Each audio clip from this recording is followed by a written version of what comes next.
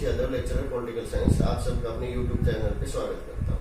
आज का हमारा विषय है भारत के विदेश संबंध। विदेश संबंध में हम कूटनीतिकता का अर्थ, उसके उद्देश्य व प्राचीनता के विषय में आज डिस्कस करेंगे। तो पहला है कूटनीतिकता का अर्थ। कूटनीतिकता का क्या अर्थ है? कूटनीतिकता का अर्थ है विभिन्न शक्ति गुटों से दूर रहते हुए प्रत्येक अंतर्राष्ट्रीय प्रश्न का निर्णय गुण दोषों के आधार पर करना।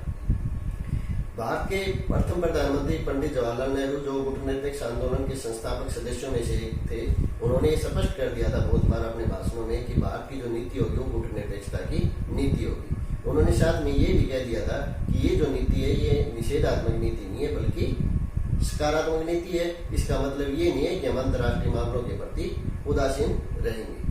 उन्होंने कहा कि जब हम ये कहते हैं कि हमारी नीति कूटनीतिकता की नीति है, तो इसका अभिप्राय ये है कि हम किसी सैन्य गुट में शामिल नहीं है। उन्होंने ये भी कहा कि ये जो नीति है ये एक निश्चित और व्यवहारिक नीति है, गतिशील नीति है, जो न्यायपूर्ण बात कहती है। इसी प्रकार जॉर्ज लिस्का ने इसको डिफाइन करते हुए डेफिनेशन दी है कि विश्व के अंतर्राष्ट्रीय जो मामले है उसमें ये जानते हुए कि गलत क्या है सही क्या है, किसी का पक्ष न लेना तटस्थता है। जबकि कूटनीतिकता का अर्थ है कि गुण दोषों के आधार पर, सही गलत के आधार पर भेद करके सदैव सही नीति का समर्थन करना कूटनीतिकता है। इन परिभाषाओं से ये स्पष्ट हो जाता है कि जो कूटनीतिकता की नीति है ये अंतर्राष्ट्रीय घटनाओं के प्रति उदासीन नहीं है, बल्कि ये एक निश्चित व गतिशील नीति है जो विश्व शांति व सहअस्तित्व के सिद्धांत के ऊपर चलते हुए न्याय का पक्ष लेती है। तो इस प्रकार से ये कूटनीतिकता जो अर्थ है, इन जॉर्ज लिस्का की जो डेफिनेशन है और पंडित जवाहरलाल नेहरू की जो विचार है, इनसे बिल्कुल स्पष्ट हो जाती है कि ये जो है विश्व राजनीति के अंदर लोकतंत्र और न्याय के सिद्धांतों के ऊपर आधारित है और न्याय का पक्ष लेती है। अब है कूटनीतिकता के उद्देश्य व सिद्धांत। कूटनीतिकता के उद्देश्य क्या है, सिद्धांत क्या है?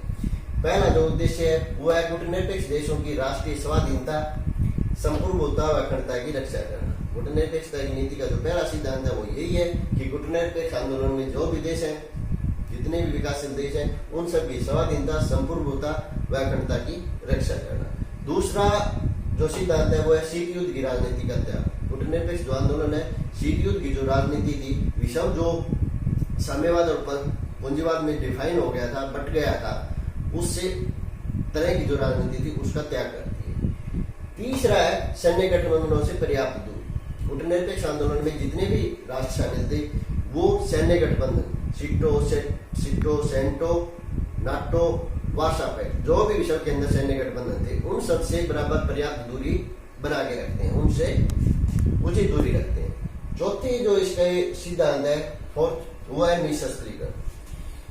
कूटनीतिकता की जो नीति है वो विश्व के अंदर निशस्त्रीकरण को बढ़ावा देती है, लेकिन निशस्त्रीकरण भेदभावपूर्ण व अन्यायपूर्ण नहीं होना चाहिए। पांचवी जो सिद्धांत है, साम्राज्यवाद व उपनिवेशवाद का विरोध। कूटनीतिकता की नीति विश्व के अंदर किसी भी प्रकार के साम्राज्यवाद व उपनिवेशवाद का विरोध करती है। छठा है रंग भेद की नीति का विरोध। विश्व के अंदर जहां भी रंग भेद है, नस्लवाद है, उस सब का भी कूटनीतिकता की जो नीति है वो विरोध करती है। किसी भी प्रकार के रंग भेद, नस्लवाद के वो खिलाफ है। मानव अधिकारों की रक्षा। कूटनीतिकता की नीति मानव अधिकारों का जहां भी विश्व के अंदर हनन होता है उसका विरोध करती है और मानव अधिकारों का समर्थन करती है। अगला है संयुक्त राष्ट्र को मजबूत बनाना। विश्व के जितने भी राष्ट्र हैं उनकी समस्याओं को आपसी बातचीत के द्वारा व सकारात्मक तरीके से सुलझाने के लिए जो अंतर्राष्ट्रीय मंच है संयुक्त राष्ट्र संघ, उसको मजबूत बनाने के पक्ष में है और ये उससे उम्मीद करती है कि वो न्यायपूर्ण तरीके से अपना कार्य करे। तो ये है कूटनीतिकता की नीति के मुख्य उद्देश्य व सिद्धांत। अब प्रश्न उठता है कूटनीतिकता की आंदोलन की प्रासंगिकता। दिसंबर 1991 में सोवियत संघ के विघटन के पश्चात शीत युद्ध का अंत हो गया और विश्व के अंदर एकमात्र शक्ति बच गया संयुक्त राज्य अमेरिका और एक तरह से एक ध्रुवीय व्यवस्था स्थापित हो गई। तो उस समय ये प्रश्न उठने लगा कि सोवियत जो कूटनीतिक आंदोलन था, इसका जो जन्म था शीत युद्ध के कारण हुआ था और शीत युद्ध का अंत हो गया, तो अब इसका कोई औचित्य नहीं है। लेकिन ये ऐसा जो सोचते हैं वो कूटनीतिकता की आंदोलनिक का जो निषेधात्मक नीति है वो ऐसा मान करके चलते हैं। वो जो ये मानते हैं कि गुटनिरपेक्षता के आंदोलन की जो आंदोलन है, जो नीति है, वो एक नकारात्मक नीति है। बल्कि इसका सकारात्मक पक्ष क्या है कि इसका जो संबंध है वो शीत युद्ध से न होकर के विकासशील राष्ट्रों की जो समस्याएं हैं और उनकी जो स्वतंत्रता है और अखंडता है और विशेष करके उनकी जो स्वतंत्र विदेश नीति है उसको बनाए रखना है। तो भले ही शीत युद्ध का अंत हो गया, लेकिन आज भी विकासशील जो राष्ट्र है, तीसरी दुनिया के जो राष्ट्र है, उनकी विदेश नीति के ऊपर आज भी उतना ही दबाव है जो कि शीत युद्ध के दौरान था। उसको हम इस प्रकार से समझ सकते हैं। पहला है कि जितने भी विकासशील राष्ट्र हैं उनका विकसित राष्ट्रों के द्वारा और बहुराष्ट्रीय कंपनियों के द्वारा एक प्रकार से नव औपनिवेशिक शोषण किया जा रहा है, और उस नव औपनिवेशिक शोषण से उन राष्ट्रों को बचाने के लिए जरूरी है कि एक ऐसा मंच हो जो विकासशील राष्ट्रों की बात को प्रमुखता से रख सके। और उस मंच की भूमिका कौन निभा सकता है? वो गुटनिरपेक्ष आंदोलन निभा सकता है। इसलिए गुटनिरपेक्ष आंदोलन की आज भी उतनी ही प्राथमिकता है। दूसरा है कि विश्व के अंदर बहुत सी अंतर्राष्ट्रीय समस्याएं हैं, जैसे मानवाधिकार, विश्व व्यापार वार्ताएं, जलवायु परिवर्तन, साइबर अपराध, निशस्त्रीकरण। इन सब समस्याओं के विषय में विकासशील राष्ट्रों और विकसित राष्ट्रों का जो दृष्टिकोण है वो अलग अलग है, और ऐसी स्थिति में विकासशील राष्ट्रों के दृष्टिकोण को मजबूत तरीके से रखने के लिए एक ऐसे मंच की आवश्यकता है जो एक मजबूती के साथ और प्रभावशाली तरीके से विकासशील राष्ट्रों की बात को कह सके, उसकी बात अंतर्राष्ट्रीय मंच पर रख सकती है। और उसके लिए गुटनिरपेक्ष आंदोलन एक महत्वपूर्ण और उपयोगी मंच है।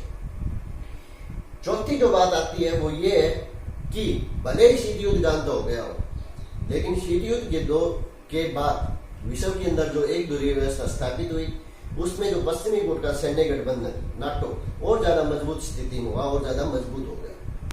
और हमने देखा कि अमेरिका की इराक और अफगानिस्तान के अंदर जो एक पक्षीय कार्रवाई थी वो आतंकवाद की दृष्टि से तो उचित हो सकती है, लेकिन उन राष्ट्रों की स्वतंत्रता और संप्रभुता की दृष्टि से उसको हम उचित नहीं कह सकते।